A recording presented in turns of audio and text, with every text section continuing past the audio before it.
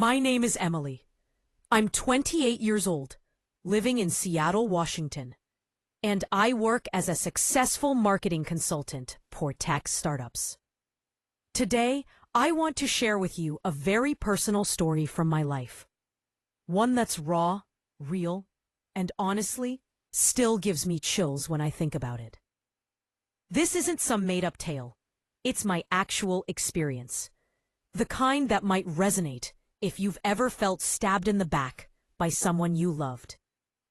If you've ever been betrayed by family, underestimated, or left feeling powerless, and you've dreamed of that sweet moment of justice.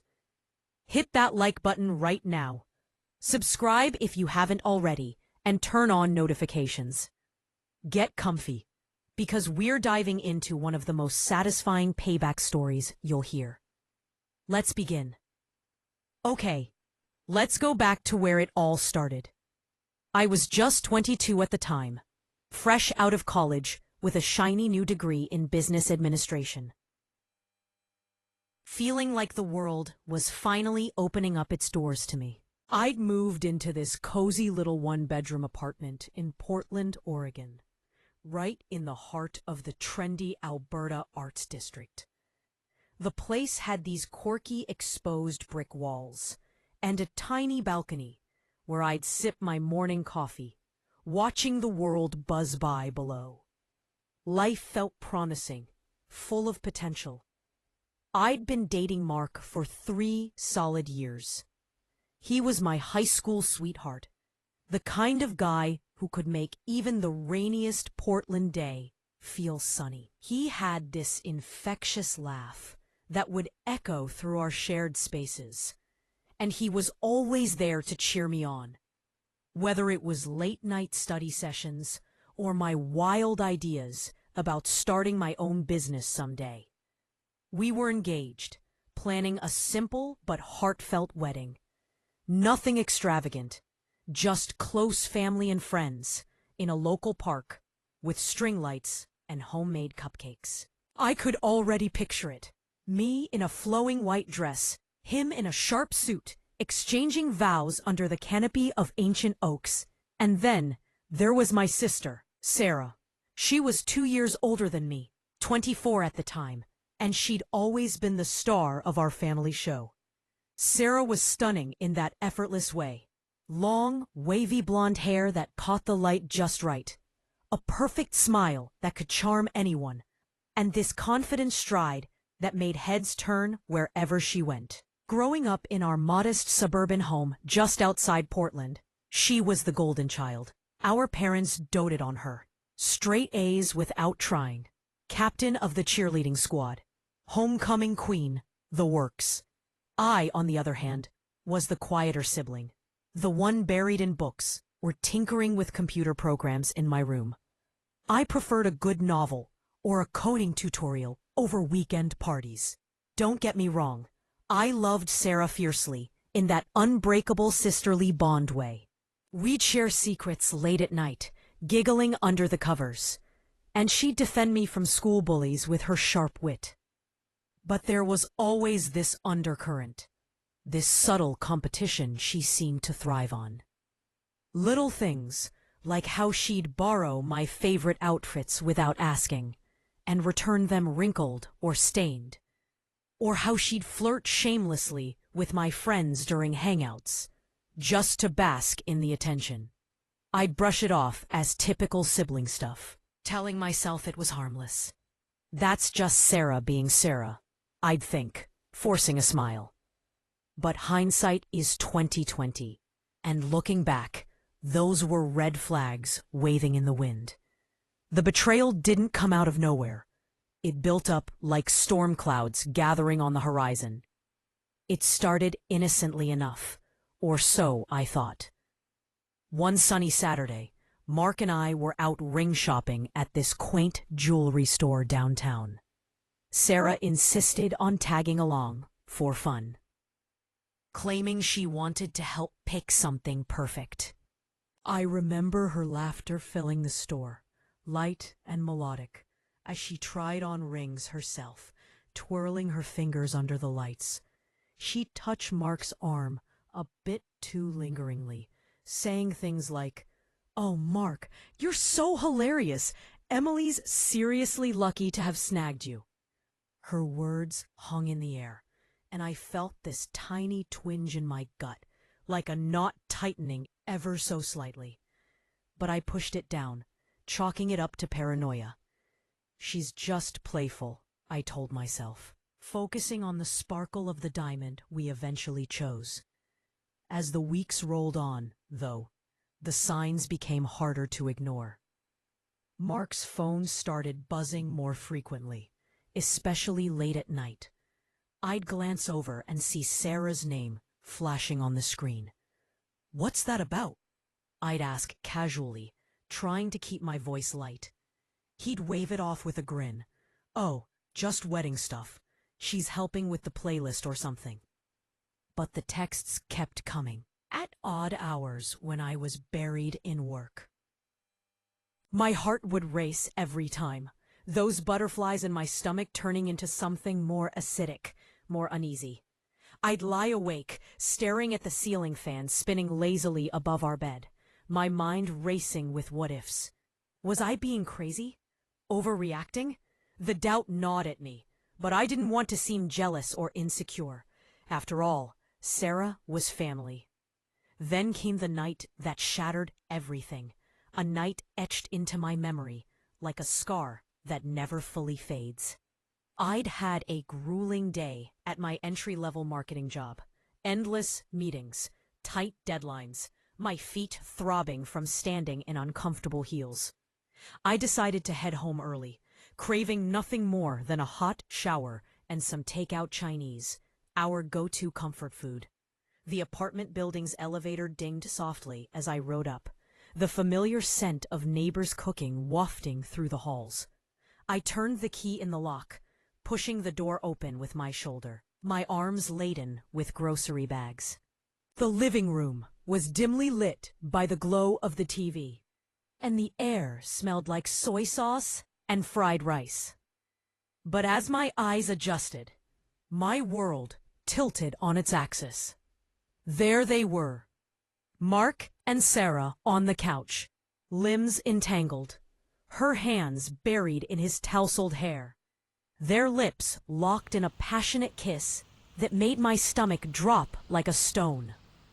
Time slowed to a crawl. My bag slipped from my numb fingers, hitting the floor with a resounding thud that echoed in the sudden silence. They sprang apart like guilty teenagers caught in the act. Mark's face drained of color, turning a ghostly white, his mouth opening and closing without sound. Sarah's eyes widened, but there was no real shock there. Just a flicker of calculation, quickly masked by feigned surprise. She smoothed down her rumpled shirt with deliberate slowness, standing up as if nothing catastrophic had just happened. "Emily, oh my God, it's not what it looks like," she said, her voice steady, almost rehearsed.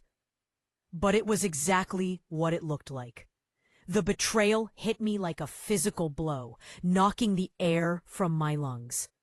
My chest tightened, a vice grip squeezing until I could barely breathe. Hot tears pricked at the corners of my eyes, blurring my vision. But I refused to let them fall, not in front of them.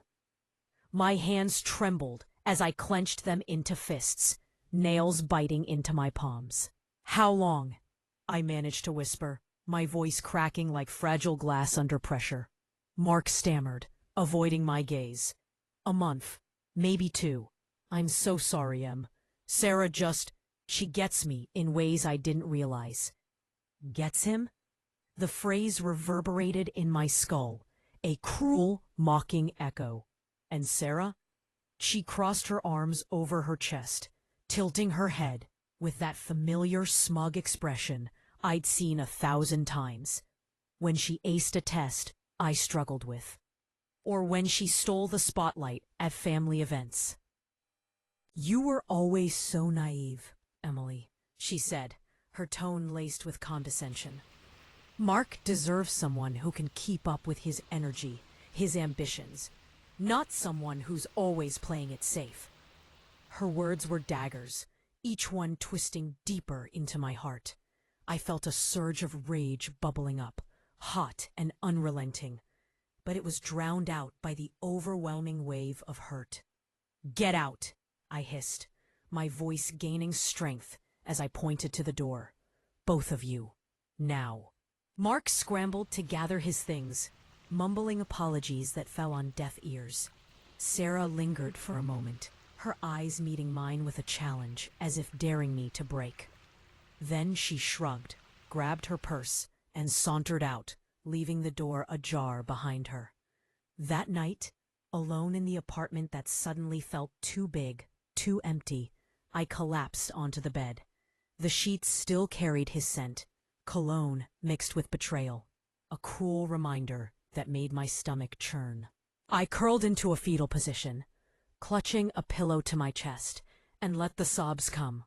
They racked my body, leaving my throat raw and my eyes swollen.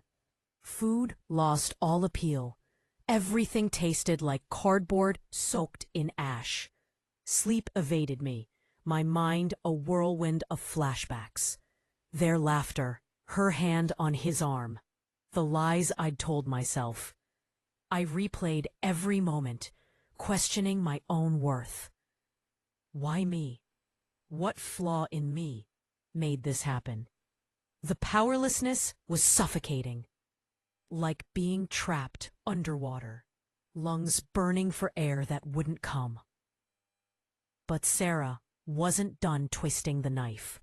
Oh no, she escalated her cruelty in ways I never imagined. She started spreading lies, vicious, calculated rumors designed to isolate me completely. She told our extended family that I was the one who'd been unfaithful, painting me as unstable, jealous, even hinting at fabricated mental health struggles. "Emily's always been so dramatic," she'd say at family gatherings, her voice dripping with phony sympathy.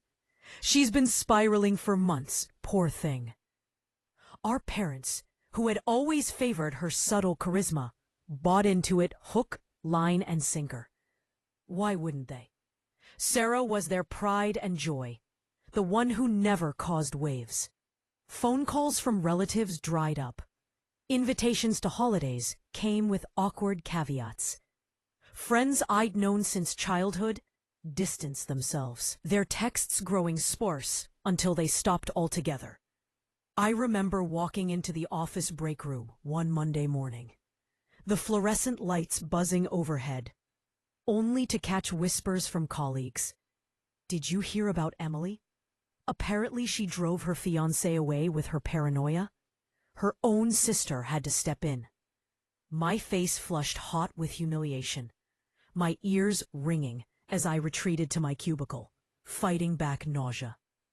The isolation was profound, a heavy blanket smothering any spark of joy. I lost weight rapidly, my clothes hanging loose on a frame that felt frail.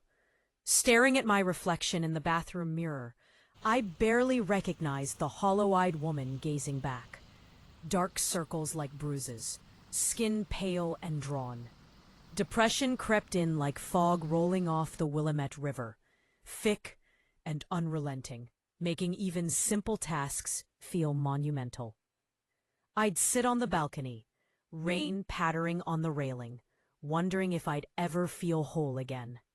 The betrayal by blood, by the sister I'd idolized, cut deeper than any romantic loss. It shattered my trust in family, in love, in myself. How could she? I'd whisper to the empty air, tears mixing with the drizzle. The craving for justice burned quietly beneath the pain, a faint ember in the darkness. Yet, in that abyss, something shifted. One particularly stormy afternoon, as thunder rumbled outside my window and rain lashed against the glass, I hit rock bottom. Curled up on the couch, surrounded by crumpled tissues and untouched takeout boxes, I stared at the gray sky. Enough, I thought, the word echoing in my mind like a mantra. My fists clenched, nails digging crescents into my skin. I wiped my tears with the back of my hand, stood up on shaky legs, and decided to rebuild. Brick by brick, day by day, I wouldn't let her win. The resolve ignited like a spark on dry tinder, warming the cold void inside me. I threw myself into work with a ferocity I didn't know I possessed. First, I quit that soul-sucking entry-level job, the one where I felt like just another cog in the machine.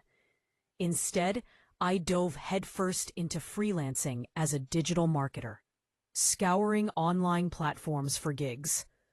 Nights blurred into mornings at my cluttered desk, my laptop screen the only light in the dim room. Cold coffee mugs accumulating like trophies. I learned everything I could. SEO optimization, content creation, social media algorithms. Devouring tutorials and articles until my eyes burned.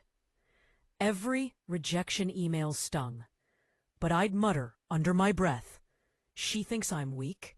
I'll prove her wrong," and keep pushing. The isolation that once crippled me now fueled my drive. It was me against the world, and I was determined to emerge victorious. Slowly, painstakingly, the pieces started falling into place. I landed my first significant client, a plucky tech startup struggling with their online presence. I poured my heart and soul into their campaign, crafting viral social media posts, designing eye-catching graphics, and analyzing data late into the night. The results were explosive. Their follower count skyrocketed, sales tripled, and suddenly, my name was circulating in industry circles. Word of mouth spread like wildfire. By the time I turned 24, I'd founded my own agency, Rise Marketing, specializing in elevating underdog brands that others overlooked. We started small, in a rented co-working space with mismatched furniture and a finicky coffee machine. But growth came swiftly. I hired a small team, talented misfits like me, passionate about turning the tide for clients. Revenue climbed from 5 figures to 6, then 7. As we secured contracts with emerging tech firms across the Pacific Northwest. All the while, I kept tabs on Sarah from afar, through the grapevine of mutual acquaintances who occasionally reached out with pitying updates. She and Mark tied the knot in a lavish ceremony I wasn't invited to. Think extravagant venue, designer gown, the works. She'd flaunt it all on social media, posting filtered photos of their honeymoon in Hawaii, diamonds glinting on her finger. Captions dripping with faux bliss. But beneath the gloss, cracks were forming. Mark's fledgling business venture, a trendy app development company, began to falter in a competitive market. They racked up debts chasing a lifestyle they couldn't sustain. Luxury vacations to Europe, a sleek sports car, high-end dinners that screamed excess. Sarah, never one for grinding through hard work, quit her part-time receptionist gig, expecting Mark to foot the bill indefinitely. Whispers reached me of heated arguments, doors slamming in their upscale condo. And eventually, rumors of her own infidelity, late nights out with friends, mysterious texts that mirrored the ones that had doomed us. As the years ticked by, I turned 28. My agency now a multi-million-dollar powerhouse with offices in Seattle's bustling tech hub. We'd expanded to national clients, from innovative startups to established brands seeking a fresh edge. I invested wisely, building a portfolio that ensured financial security. Personally, I focused on healing. Weekly therapy sessions unpacked the layers of betrayal, transforming raw wounds into resilient scars. I dated casually, but my priority was self-growth.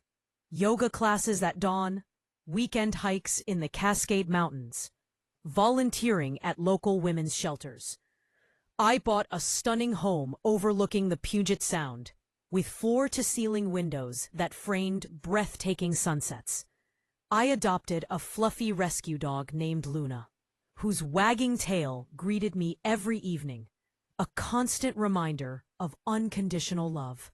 Slowly, I reconnected with old friends who'd seen through Sarah's web of lies, our bonds strengthening over shared coffees and honest conversations. Then, one crisp autumn evening, as golden leaves swirled outside my window and the scent of pumpkin spice lattes filled the air, my phone buzzed insistently. An unfamiliar number, but when I answered, the voice on the other end was achingly familiar, laced with desperation. "Emily, it's Sarah. Please, don't hang up." Her words trembled, a far cry from the confident, cutting tone I remembered. My heart skipped a beat, a cocktail of old anger and fresh curiosity surging through my veins. I gripped the phone tighter, my knuckles whitening against the cool glass. "What do you want, Sarah?" I asked, my voice steady, despite the storm raging inside. She broke down immediately, sobs punctuating her pleas. Their fairy tale marriage had crumbled spectacularly. Mark had left her for a younger colleague, cleaning out their joint accounts and leaving her with nothing but mounting bills. The condo was in foreclosure, credit cards maxed from years of reckless spending, and medical expenses from what she vaguely called stress-related health issues piled up like autumn leaves. She was crashing on a high school friend's lumpy couch, jobless and friendless, her once perfect life in tatters. "I need help, Em. Just a loan, anything to get back on my feet. We're family, right? Blood is thicker than water." The word family ignited a fire in my chest, memories flooding back.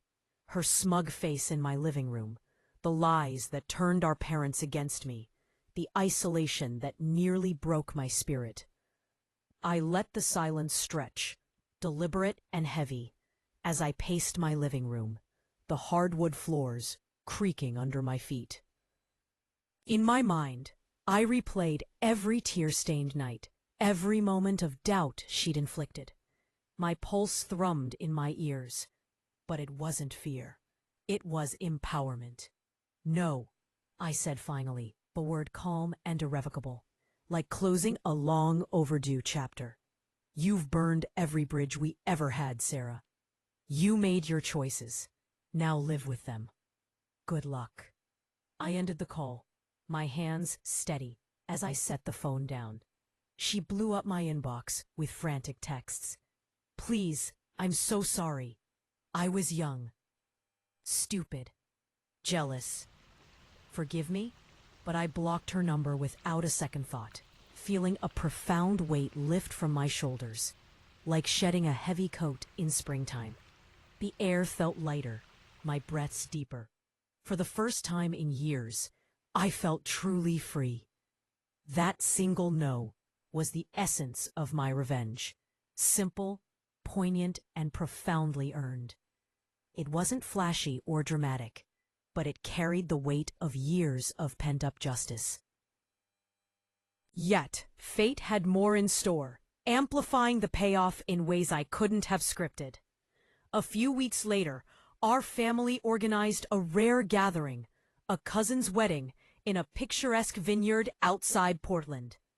After years of keeping my distance to avoid the drama, I decided to attend, dressed in a tailored emerald gown that hugged my figure, my confidence radiating like never before. The venue was enchanting, rolling hills dotted with grapevines, string lights twinkling as the sun dipped below the horizon, laughter and music filling the air. Sarah showed up uninvited, a shadow of her former self. Her once flawless hair was unkempt, tied back in a hasty ponytail, and her dress hung loosely on a frame thinned by stress. Dark circles marred her eyes, and her posture screamed defeat. Our parents spotted me first, pulling me aside in a quiet corner amid the clinking glasses and joyful toasts.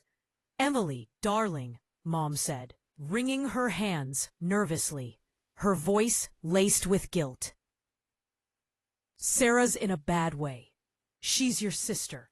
Maybe you could help. Just a little something to tide her over." Dad nodded solemnly, his eyes pleading. The irony hit me like a wave. After believing her lies for so long, they now turned to me, the unstable one, for salvation.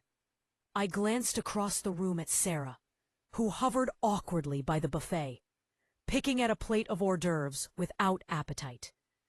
Our eyes met, and she approached hesitantly, her steps faltering. I excused myself from our parents and led her to a secluded patio, the cool evening breeze carrying the scent of blooming jasmine.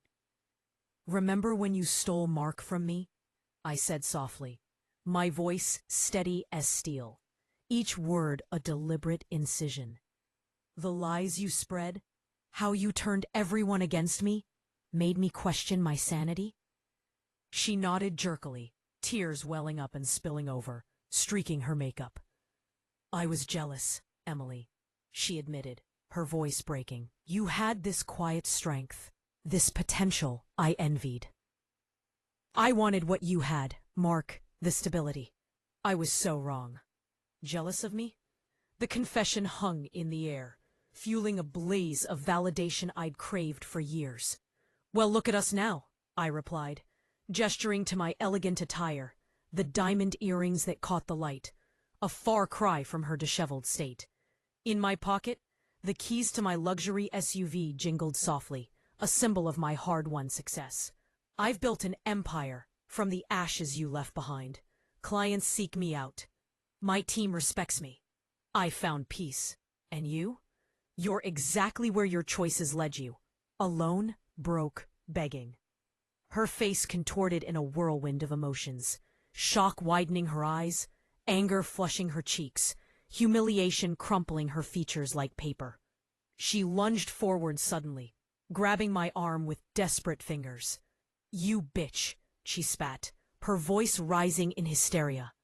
"After everything, you owe me. We're blood." But I shook her off effortlessly, my grip firm and unyielding. Security from the venue, alerted by the commotion, escorted her out as she ranted incoherently, drawing stares from guests. The room fell into a hushed silence, eyes turning to me, not with pity, but with newfound admiration and respect. Later that night, as I drove home along the winding coastal roads, our parents called with apologies tumbling out. "We were blind, Emily. We see now how strong you've been." Their words were balm on old wounds. In that climactic moment, a tidal wave of relief crashed over me, washing away the last remnants of pain. Triumph surged through my veins, bubbling up as a genuine laugh escaped my lips, echoing in the car. Validation, sweet and long overdue, settled in my soul. She'd underestimated me, disrespected me, left me powerless, but I'd risen, phoenix-like, turning betrayal into unbreakable strength. Justice wasn't just served. It was savored, cold and exquisitely satisfying. Reflecting on this journey now, it's clear this story transcends mere revenge.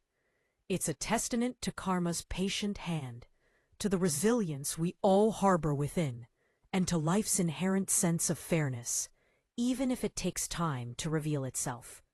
Betrayal stings like nothing else, carving deep grooves in our hearts. But those grooves can become the foundation for something stronger, more profound. If you've ever been wronged, dismissed, or shattered by someone close, hold on.